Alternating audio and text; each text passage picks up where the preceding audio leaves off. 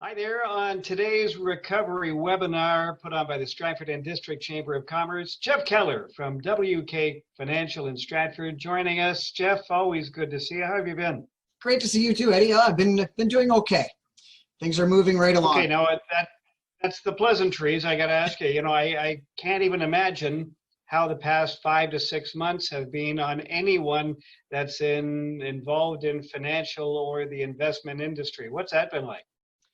It has been a pretty stressful time, I'm not going to lie.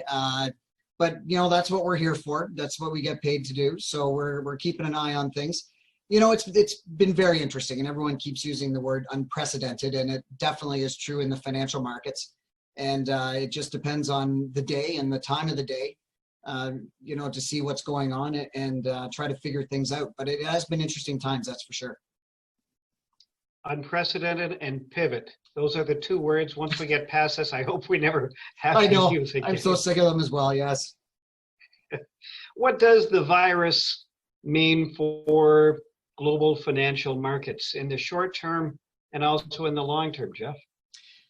Well, in the short term, I always tell clients, the markets trade on emotion in the short term. And definitely we're seeing that. And the proof is in when you hear about a vaccine coming out or some positive testing on a vaccine, the markets tend to pop. And then when you hear bad news about a vaccine, the markets tend to go down. And so it really does show you that in the short term, the emotions really have a huge impact on the markets. People don't like uncertainty. The markets don't like uncertainty. And when you see that, and there's a lot of uncertainty in the markets today, that's for sure, the markets really get more volatile. And when you start seeing that, it really makes it difficult to take the emotion out of the play and start making investments that make sense. And part of our job is to make sure that we are taking the emotion out of things and that we're making some good investments from the fundamentals. And about when you're hearing on the news every day about the virus, it's really tough to kind of filter all that bad news out. But yeah, so in the short term, really the volatility has been really crazy up until about June, the middle of June, things started slowing down a little bit. But even now, you see the big jumps in the markets when you see the coronavirus numbers come out, especially in the States. You see a lot of ups and downs. I don't think that's going to change anytime soon. I think you're going to keep seeing that. And of course, if you want to talk about the economy, in the short term, interest rates are at all-time lows. And it's weird. I've been saying that for 15 years. Interest rates are at all-time lows. They're at all-time lows. Well, they really are now at all-time lows. And I really don't think we're going to see that change anytime soon either. So you brought up a word a few moments ago, uncertainty. What's the difference between risk and uncertainty during COVID? Along with the upcoming U.S. election, trade disputes, a possible recession, is there a difference between risk and uncertainty? Well, yeah, there is. I mean, we can be uncertain about certain things, but it doesn't have to impact your investing decisions. It's so interesting. In a normal year, we'd be focusing on that U.S. election right now, and that's all people would be focusing on is the U.S. election. And suddenly, people aren't even really talking about it a whole lot. And I mean, they are starting to, but not as much as they normally are at this time of the election cycle in the States. But the uncertainty of the virus, I think, is having more of an impact on the financial markets than the uncertainty on the election in the political front in the U.S. So, is there a difference between risk and uncertainty? Yeah, I mean, there are some certain investments I wouldn't be jumping into right now just because of the uncertainty of the virus and how people are going to travel. The travel industry's really been hit hard, and there's so much uncertainty in that travel industry. It makes it tough to pick a good investment in that field. Risk, there's always risk in the markets, and that hasn't changed.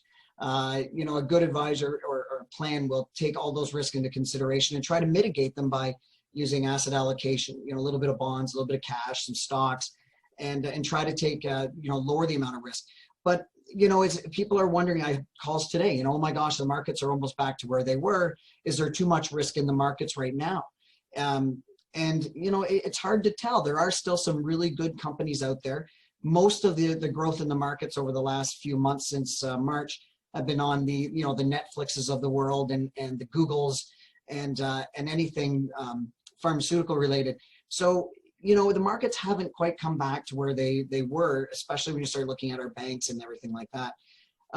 So yeah, there's always something. And I've been doing this 27 years now. And there's always trade wars. There's always elections. There's always governments changing over. There's been recessions. There's been, the financial crisis in 2008 sticks out in my head. And to me, that was more scary from a financial point of view than the coronavirus is. And, when banks were going bankrupt in the US, you weren't sure if you could go get your money out. And that was very scary from a financial point of view. The virus it's still scary, but it hit more personal. And when I'm sitting at home during the peak of this, and I'm doing client meetings just like this, which by the way, I really miss seeing people face to face. But when you're doing client meetings like this, it was so interesting because it was emotional. It wasn't, Jeff, what's going on with my portfolio? It was, Jeff, how are you doing? And it, I was the same way. Half the meeting was talking about your health and how your family is doing.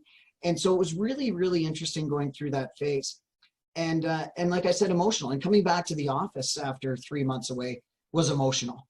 And seeing my client for the first time across from a plexiglass wall with masks on, that was emotional. And so, I know I'm babbling all over the place, but it has been such an interesting few months that, you never know what's going to happen the next day. You bring up that, you brought up we're what, 6 months into this since COVID was first announced in this country. Do you see this when you're talking about short-term and long-term? Short-term is what, in the next year or two, or long-term is up to 5 years or less? Personally, everyone has their own view on what short-term is and long-term. Personally, I think anything under 3 years is short-term. Anything can happen. 3 years to, and up is long-term. I like saying long-term is 5 years plus. And, everyone's talking about the new normal. And when we talk about the long-term in the investment world, and it's true, there's going to be a new normal. There was a new normal after 9/11. There was a new normal after the financial crisis. There was a new normal. I remember during the tech boom and bubble burst back in the late 90s, people were talking about the new economy. And if you were investing in a bank stock, you were not very smart. You had to be investing in Nortel and all those tech stocks. Well, we all know what happened after that. So, although there will be a new normal, the way we go about our daily lives, the way we fly, the way we travel, the way we go downtown to a restaurant, but investing isn't really that complicated. You still want to buy good companies that have solid balance sheets that make money. And there are companies, a lot of companies out there that are still doing that. Now, are they going to make as much in the next year or so? I don't know. Some will. Obviously, Netflix will. Amazon's been doing okay, I guess. Apple's been doing okay. Yeah. So there are companies out there that are doing well during this virus, and other companies that, earnings are going to go down. But investing isn't that complicated. Like I said, you buy good companies with strong balance sheets that make money. And so you have to go searching for those. I do think, though, the long term, the returns you can expect on portfolios are going to drop significantly. And we've been doing financial plans for clients over the last few years using a 5% rate of return.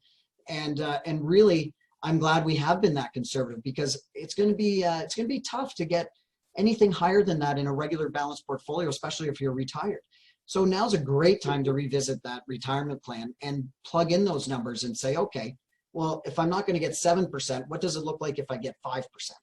And make sure that it still works. And if not, make adjustments to help to make it work. Lower your spending. And that's an interesting point. That's an interesting point what you bring up. If you're ready to retire in the next 6 months to a year, compared to if you're ready to retire in 3 to 5 years, different perspective on that, I guess, isn't it? Huge. It's a lot different.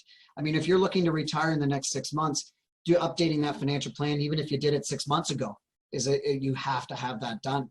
And it may just mean less to the kids, right, when you're gone. And a lot of people are like, yep, I'm okay with that. Or it may mean rethinking your retirement. Instead of a trip every year, it may only be once every 2. And retirement plans aren't static. They don't stay the same. So, we could have a great year back in the markets, and we could all be back up to where we are and getting the returns we need. And then you can revisit your plan then and rebalance or rethink your plans at that point. But you're right. And if you're already retired, I had a lot of clients who, it's interesting, our spending habits changed so much, didn't they, over this the coronavirus? So even myself, we had a big 25th anniversary trip planned to Greece. Well, that was canceled. Well, there's some extra money in the pocket. It felt kind of good, actually. And then ended up spending it in the backyard. But, you know, the retired clients, they're finding that, hey, you know, there wasn't much to spend my money on, so I'm okay. Our spending habits changed. And I think that's an interesting long-term study that I would love to do when I retire someday, is to see if people's spending habits are going to change permanently after this, or if we'll forget about this 2 or 3 years down the road. Those are the kind of things I'm really interested in. Yeah, it's funny, the money that you save, many have blown it all at the LCBO anyways. Yes, that happened quite a bit too. I had somebody dropping off wine every once in a while. I gotta ask you, before we let you go, have you had anyone interested in, you know, the flavors of the month, if we can call it that, you know, the new COVID vaccine or that hydroxychloroquine? Has anybody come and said, I need to put money into this stuff? No, but well, I shouldn't say that. I've had a few come in and say, you know, I want to buy some Netflix stocks now. And it's like, well, you know, we're going to get outside eventually. I don't think that's a good long-term hold personally. No, but the pharmaceutical side is so difficult, right? If they hit it big and they find that vaccine, the stock is going to take off. Pfizer, for example, had a great day yesterday, and today now they're not. So it really depends on who's going to get the vaccine, when these results come back, who's going to win, quote unquote, the vaccine race. And on that side of the game, it's just, in my opinion, unless you're really following that market 24 hours a day, it's a crapshoot. It's impossible. So again, diversify. If people do want to find out more, they can contact the office and make an appointment with you? Absolutely. Again, financial planning is our forte, and that really means everything to us. So yeah, by all means, give us a shout here at WK Financial. There's always somebody here. Okay. What's the website we can go to? WKFinancial.ca. Terrific. And right downtown, across from Big Shoppers on Ontario Street. Yep. We'll put it this way, right across from Boar's Head. We'll put it that way, right across from yes, not directly, but almost too close. Just a chip shot away. Thank you for this, Jeff. Oh, and before we leave, happy belated to your wife as well. Oh, thank you very much. Yes, we had a great week this week. The week of Kelty. Good. Yeah. Jeff, always good to talk to you. Jeff Keller joining us from WK Financial on the Chamber of Commerce webinar series. Thank you very much, Eddie. Great to see you. There we go.